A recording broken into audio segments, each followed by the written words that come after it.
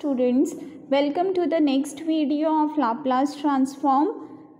In this video we are going to see we are going to discuss about inverse Laplace transform. In previous video we had seen the definition of Laplace transform, then properties of Laplace transform, and then example based on properties of Laplace transform.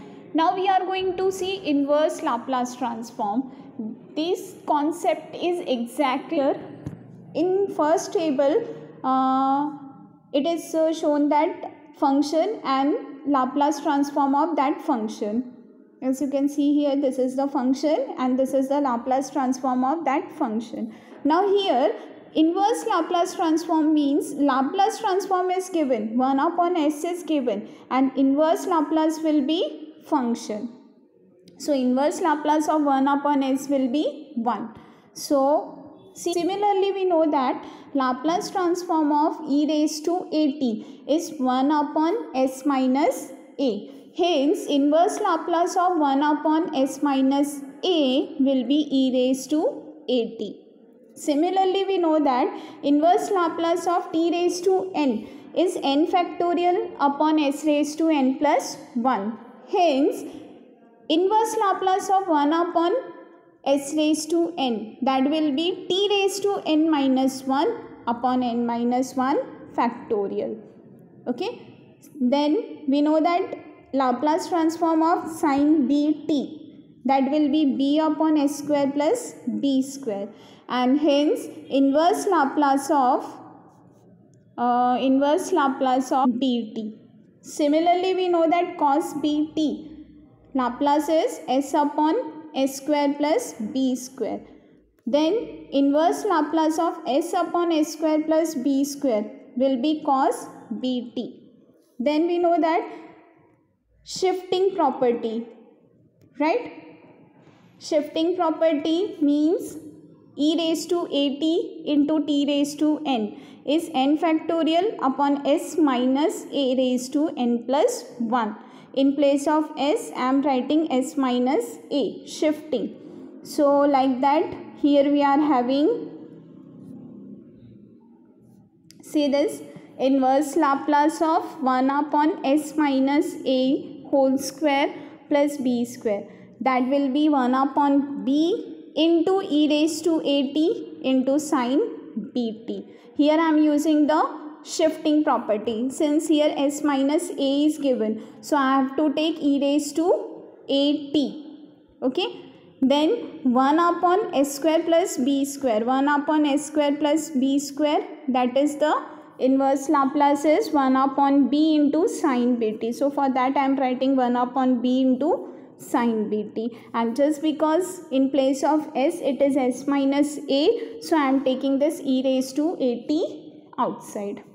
Then inverse, so that means here shifting property is applied, and so I am taking e raised to at common, so e raised to at into cos bt. See here, inverse Laplace of s upon s square plus b square whole square, so here 1 upon 2b into t. Okay, here it is multiplication by t because this is whole square is given. So 1 upon 2b into t into sin bt. Okay. So these are the formula of inverse Laplace transform, which is derived from the Laplace transform only. Okay. So if you know the Laplace transform, you can easily remember the inverse Laplace transform. Now the properties of inverse Laplace transform.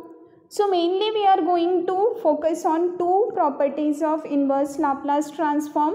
One is linearity property, which is same as Laplace transform, and the other one is first shifting property. That means removing the first shifting. In Laplace we are replacing s by s minus a or s plus a. In inverse Laplace, while applying the first shifting, we are just removing that part.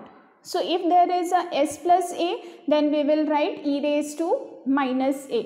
If there is s minus a, then we will write e raised to a, like that. So linearity property, as I told you, linearity property is same as Laplace transform only.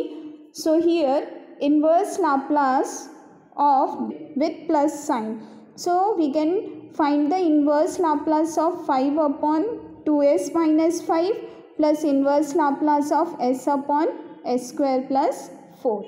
Now 5 is constant, so that will come outside. Inverse Laplace of 1 upon 2 into s minus 5 upon 2. Okay, because in formula here it is s. So we'll take this 2 common. So it will be 2 common. So s minus 5 upon 2. Then plus inverse Laplace is cos 2t. Okay, so this is equal to 5 upon 2 inverse Laplace of 1 upon s minus 5 upon 2 plus cos 2t. Okay, so that is equal to 5 upon 2. Now inverse Laplace of s minus a. So s minus a, 1 upon s minus a, inverse Laplace is e raised to 5 upon 2t plus cos 2t. Okay, so inverse Laplace is 5 upon 2 into e raised to 5 upon 2t plus cos 2t. Okay, so this is the example of linearity property. Now the next one is first shifting property. So as I told you, in Laplace transform we are replacing s by s minus a. In inverse Laplace transform we are removing s minus a to s. Okay, so when we remove this a, in that time we have to write this e raised to at or e raised to minus at. If here it is minus a, then I have to write e raised to at.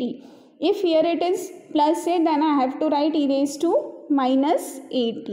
Okay, so that is the difference between Laplace transform, first shifting in Laplace transform, and first shifting in inverse Laplace transform. In Laplace transform we are replacing. Here see, Laplace transform of f of t is f of s. Then Laplace transform of e raised to at into f of t will be f of s minus a. In place of s, I have to write s minus a.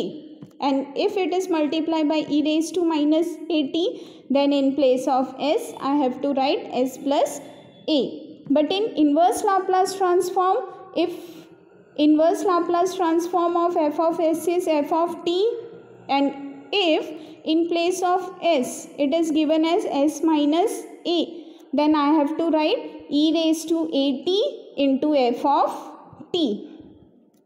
Okay, if it is s plus a, then I have to write e raised to minus at into f of t, means this. Okay, so that is the first shifting. So with this I am concluding this inverse Laplace transform introductory video. So definition is very simple. It is just the opposite of Laplace transform, and in this we have only two main property. One is linearity and the other one is first shifting property.